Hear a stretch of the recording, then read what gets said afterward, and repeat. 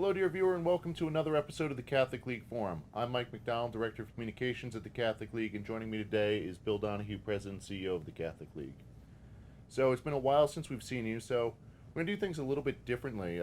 Bill, we got a theme here normally that we talk about. It's the elites, and today we want to look at how their credibility has been questioned. So we're going to take a look at a couple of the pieces that we've done over the last couple of weeks and take a look at that. Now, Bill, you recently had a good piece out on the monkeypox, taking a look at that and how the elites have been less than forthcoming, let's say, on some of the issues surrounding the monkeypox. Can you tell us why this is sort of bringing up the credibility of the elites? Well, yes, exactly it. We're concerned here, among many things here at the Catholic League, about the ruling class and what they're doing. The elites in our institutions seem to be out of touch with that of the American people, now more than ever before.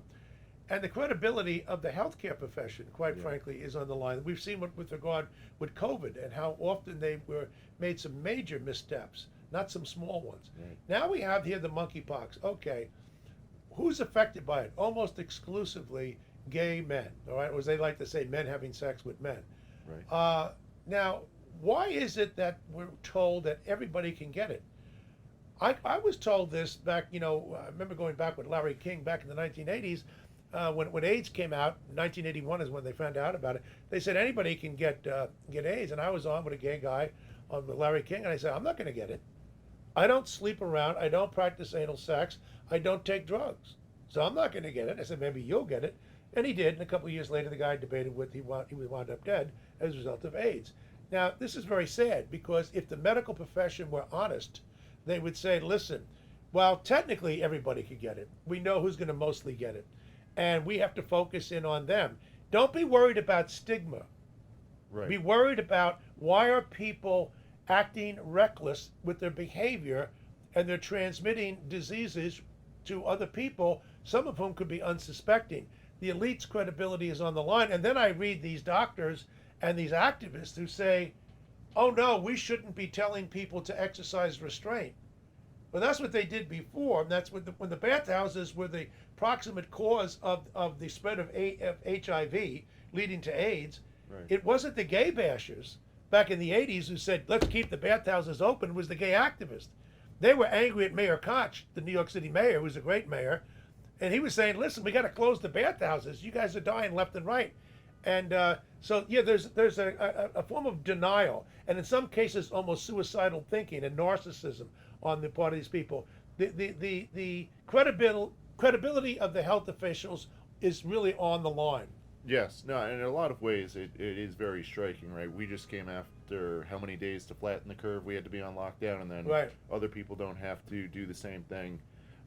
So it is a little concerning that they're not treating things exactly the same, and that does raise questions like, is this politically motivated? Is there some other agenda going on here? And we have it at the World Health Organization as well. Right, the World Health Organization is just as bad. They're, less than a perfect record when it comes to COVID, but now they're talking about doing reforms to their human rights campaign, their human rights pledges, their gender equality. They're talking about more protection for women, which, we can have a discussion on how we implement these things, what's the best way to go about doing them.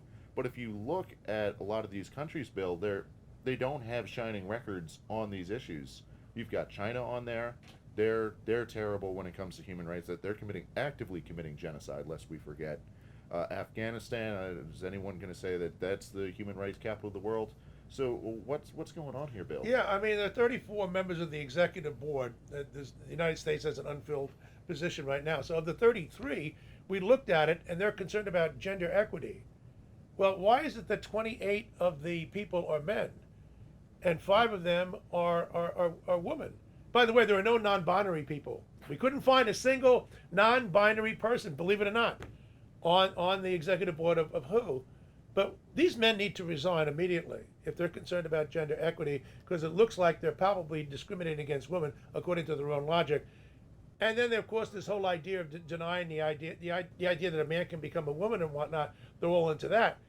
But human rights, we're going to be lectured by people. Half of them either are engaged in torture or genocide. You mentioned China with the Uyghurs. But there's another 15 which are busy torturing people, and they're lecturing us about human rights. This is the credibility here of the healthcare officials at the World Health Organization. If you pair that with what's going on in this country, with the CDC, and then these other examples that we're talking about, particularly with monkeypox, only the latest, COVID before that, you really understand why it's shot. Yeah, it's really fallen apart, and it is very disturbing. And dear viewer, if you are interested in any of these stories, do check out our website. We got a couple of good, very strong reports on there dealing with them. So go to CatholicLeague.org. We'll have a link in the description below. But Bill, you put out a very, very strong piece. I know I always say that a lot, but this one was actually very good, looking at what is the cause of why we're losing the elites in our society. What's your opinion on why we're losing the elites? Well, the Pew survey that came out here a little while ago, a few weeks ago, they're looking at who's the most likely to believe that a man can become a woman, etc. I looked at it. There was actually went way beyond that. That was my particular focus.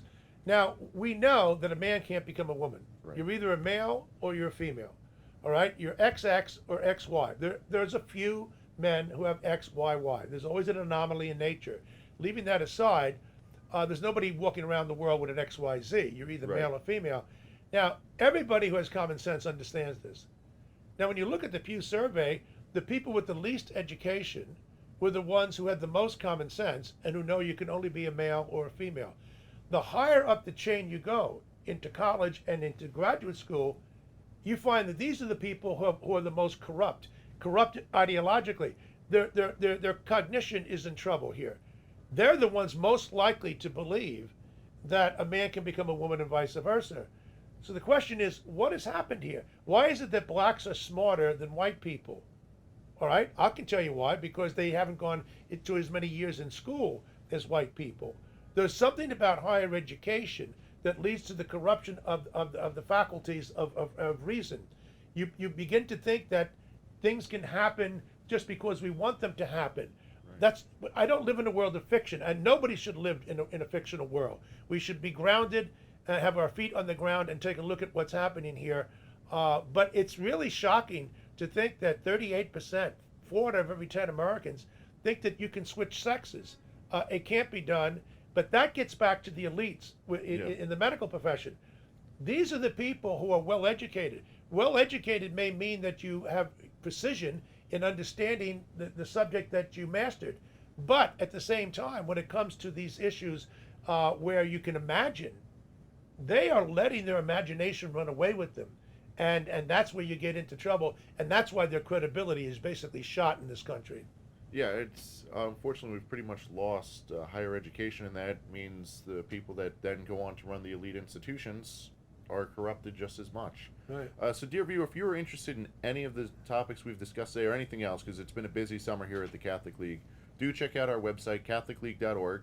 We'll be back again in the near future, probably sometime middle of next month, to give you an update on some of these stories or if anything major breaks. So go to CatholicLeague.org to see if we got any updates there and any other stories. And if you can give this video a like and subscribe, that really helps us get the message out, get some more viewers, and drive the important information and work we're doing here at the Catholic League. Thanks for watching. Thanks, Bill. Thank you.